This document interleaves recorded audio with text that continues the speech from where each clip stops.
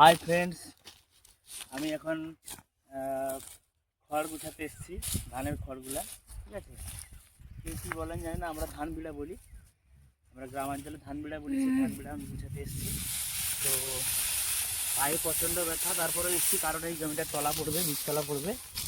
আর বীজতলা পড়লে কিন্তু মানে পাশাপাশি জমিগুলোতে জল হয়ে যায়, এটাও জল হয়ে যাবে, তাই একটু দূরে সরিয়ে নিচ্ছি আর কি। এইখানে এই জমিটা জল পড়বে, মানে তলা পড়বে, জল দেওয়া হবে জমিটা, আর সেই জলটা কিন্তু এদিকে চলে আসে। তো সেই জন্য আমি ওই খড়গুলোকে দূরে সরিয়ে নিচ্ছি আর কি।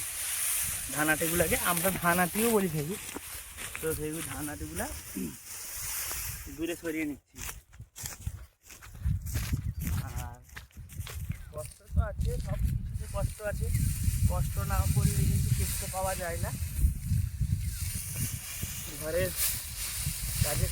ঘরের কাজেই মোটামুটি লেগে থাকতে হয়। আর চিকিৎসা জগতেও আছি, চিকিৎসার সঙ্গে যুক্ত আছি। পশু চিকিৎসা করি, মানুষের টুকটাক চিকিৎসা করি। তো অনেকে কিন্তু উল্টোপাল্টা কমেন্ট করেন, তো এই জায়গায় এসে কাজ করবেন কমেন্ট করার আগে, তারপর ভাববেন যে কতটা কষ্ট করতে হয় আমাদের।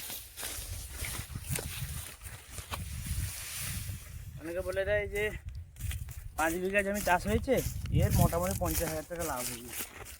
কী লাভ আর কি ক্ষতি সেটা চাষ করলে বোঝা যায়। ঘরের জমি চাষ তো করতে হবে,